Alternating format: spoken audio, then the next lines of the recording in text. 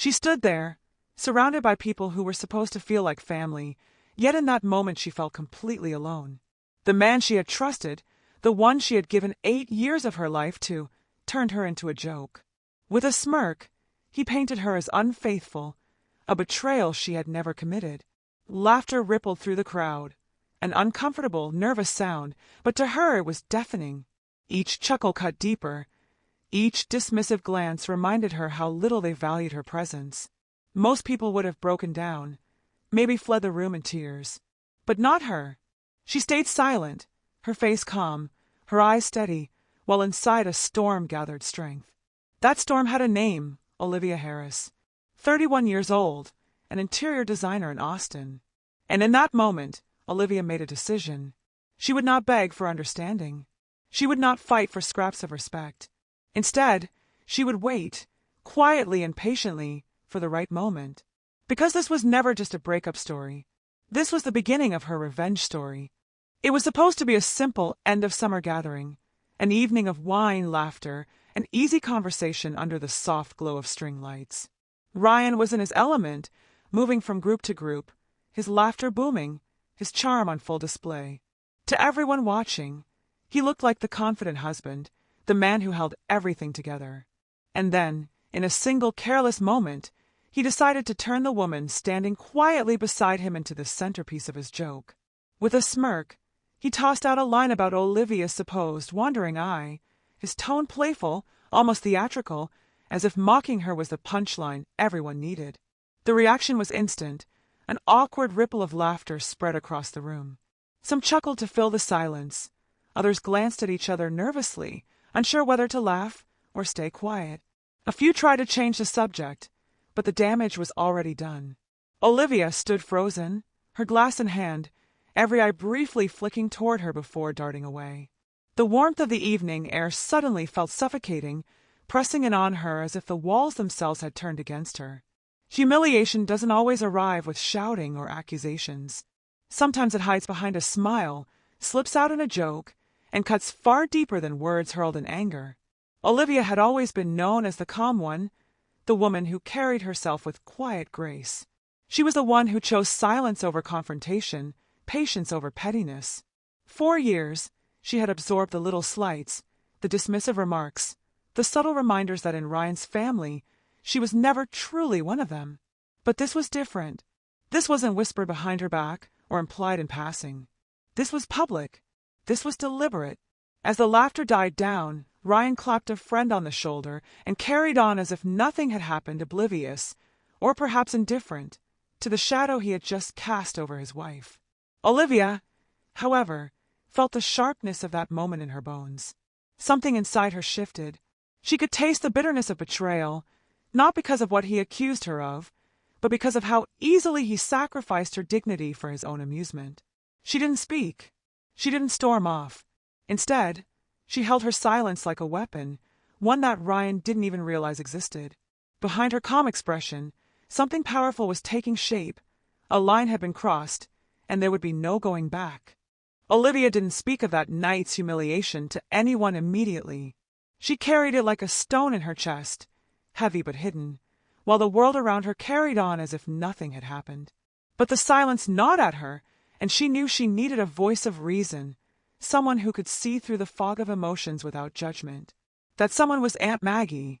Maggie was the relative Olivia trusted most, a woman weathered by her own storms, who had once endured a marriage built on charm and cruelty, and who had walked away stronger for it.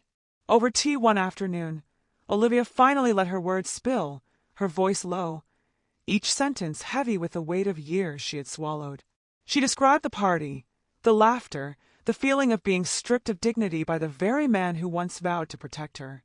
Maggie listened, her eyes steady, her hands folded in patience. When Olivia's words faded into silence, Maggie leaned closer, her tone quiet but sharp, like the edge of a blade wrapped in velvet. "Don't waste energy on proving your worth to someone who mocks it," she said. "Let his words undo him. Men like that, given enough space, always do the work of destroying themselves." Those words lingered long after the tea had gone cold. Olivia replayed them at night, staring into the ceiling shadows. Something inside her clicked. She didn't need to fight fire with fire, not yet. She needed to wait, to watch, to listen. Instead of storming into confrontation, she would step into silence, not the silence of surrender, but of calculation. And it was in that silence that she began to see what had always been there, just beneath the surface. Ryan's phone, forever buzzing with notifications. His laughter at odd hours, his quick excuses, the way he turned conversations away when she walked into the room.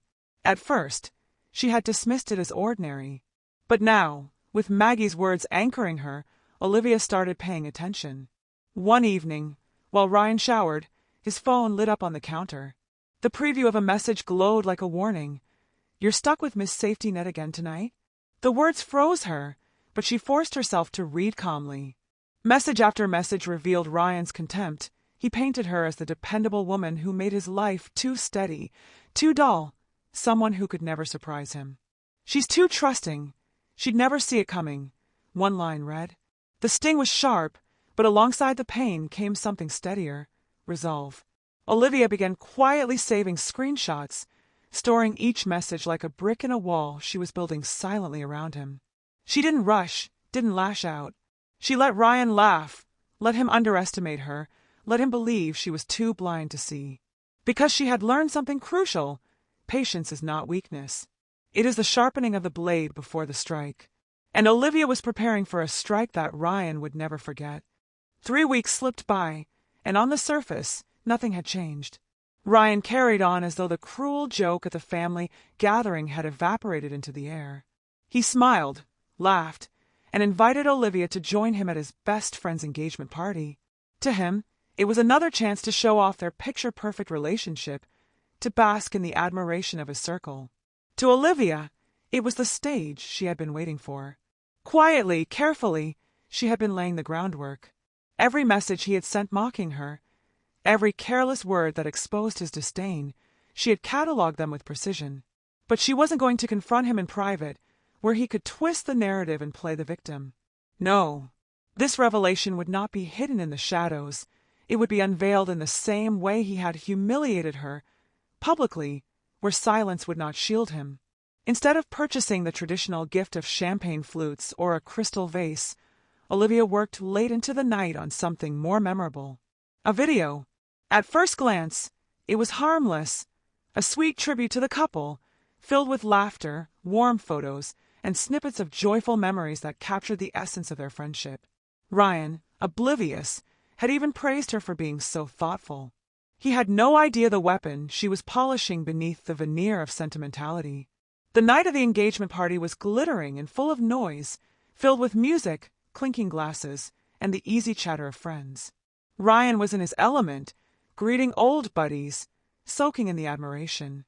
Olivia stayed close but quiet, her presence steady, her eyes sharper than anyone realized. When the time came to share her gift, she politely gestured for the lights to dim, her voice soft as she introduced the tribute video.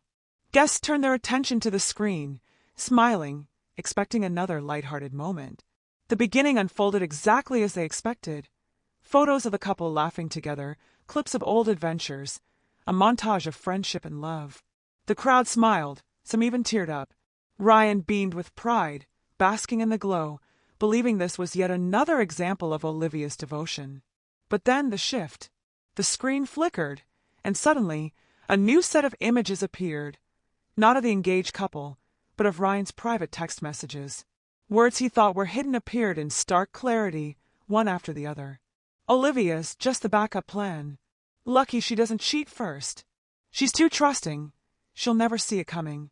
The room fell silent, the kind of silence that presses down like a weight, thick and undeniable. Laughter evaporated. The smiles dissolved into shock. Heads turned toward Ryan, eyes wide with disbelief, judgment, even disgust. His face drained of color, his mouth opening but producing no words. Olivia stood there, calm, almost serene. She didn't raise her voice, didn't create a scene. She leaned slightly closer to him, just enough that he alone could hear her final words. "Not so funny now, is it?" And then she turned, walking out of the party with measured steps. She didn't need to look back. The stunned silence that followed was enough. Ryan's reputation had cracked in an instant, shattered by his own arrogance. Olivia hadn't shouted, hadn't begged. She had simply held up a mirror and let the truth do the rest. The party dissolved into chaos the moment the last text message flickered off the screen. Gasps cut through the silence, followed by an eruption of whispers and side conversations. Ryan, standing frozen in the center, scrambled to speak. His voice cracked as he tried to explain, his hands lifted in frantic gestures, but the words tangled in his throat. He insisted it was all a misunderstanding, a joke taken out of context, a cruel trick Olivia had pulled to embarrass him. But no one's eyes softened, no one nodded in sympathy. They had seen the messages themselves, his words, unfiltered and damning. Friends who had once rallied around him turned away, avoiding his gaze. Some shook their heads in disgust. The groom-to-be, his supposed best friend, looked at him with a tight jaw and eyes filled with disappointment. His fiancée was even sharper, whispering that Ryan should leave before he ruined their night further. In one decisive moment, Ryan was uninvited not only from the wedding, but from the orbit of people who had once called him family. By the next morning, the ripples had spread wider. Screenshots of the video began circulating among colleagues. The scandal traveled faster than Ryan could keep up with. Whispers filled the office corridors, his name spoken with pity, mockery, or outright disdain. Invitations he used to take for granted disappeared. Meetings that once relied on his presence were now rescheduled without him. He was no longer a charismatic figure at the center of the room. He was the cautionary tale everyone wanted to keep at arm's length. Olivia, meanwhile, said nothing. She didn't defend herself, didn't gloat, didn't offer her side of the story. Her silence became more powerful than any explanation Ryan could concoct. Each time he tried to paint her as controlling, manipulative, or vengeful, the evidence spoke louder than his accusations. Screenshots of his own words rendered his protests hollow, and the more he flailed, the more ridiculous he appeared. People didn't see a victim of betrayal. They saw a man undone by his own arrogance. At home, Ryan's frustration grew like a storm. He told anyone who would listen that Olivia had set him up, that she had always been too calculating, too watchful. But those who remembered her quiet strength, her kindness, her patience, could not reconcile his story with the woman they knew. His blame-shifting fell flat. He was left standing alone in the wreckage of his reputation, trapped in an echo chamber of his own excuses. Olivia moved through her days with calm purpose. She didn't seek revenge in shouting or in spectacle. She let Ryan's downfall unfold naturally, without interference, without cruelty. In her private reflections, she understood a truth that few grasp in the heat of betrayal, that sometimes the most brutal justice isn't anger but silence. Not the explosion of fury, but the steady mirror of truth held up until the guilty collapse under their own weight. In the quiet of her thoughts, the words crystallized. Sometimes the harshest punishment isn't your anger, it's their own words turned back on them. A month after that night, Olivia had stepped into an entirely different chapter of her life. The house that once carried traces of shared dinners and framed couple photos was now transformed. She painted the walls in brighter shades, rearranged the furniture so the space felt lighter, freer. Every morning, instead of waking up weighed down by cruel words, she opened her windows to sunlight and laughter, this time from a little golden retriever puppy she named Hope. For Olivia, that name wasn't just joy, it was a symbol of rebirth. While Olivia built her peace, Ryan lived in a starkly different reality. The career he once flaunted crumbled rapidly. Friends turned their backs, the thick web of social connections dissolved into empty silence. He was forced to move in with an old friend, carrying resentment and regret. At times, he sent Olivia long emails, sometimes apologetic, sometimes accusatory, blaming circumstances. But all of them fell into silence. Olivia never replied. She no longer wished to reopen that door, because she knew that engaging would only drag her back into the old spiral. In the stillness she created, 3 lessons became crystal clear. The first, respect yourself first. If you don't set your own worth, others will easily diminish it and turn you into their joke. The second, words carry consequences. A so-called joke can cut deep into someone's heart, enough to shatter what once seemed unbreakable. And the third, boundaries aren't cruelty. Setting limits is how you protect and love yourself, ensuring no one has the power to disturb the peace you deserve. Olivia didn't need some grand act of revenge or the satisfaction of seeing someone fall. All she needed was the quiet of a morning bathed in golden light, the sound of her puppy's paws against the floor, and the relief of knowing she would never again allow anyone to define her worth. She realized that sometimes silence and moving forward are the most beautiful forms of victory. And in the end, a question lingered, like a reminder to anyone who's ever been wounded. Have you ever laughed off an insult that wasn't really a joke? What would you do if the person you loved made you their punchline?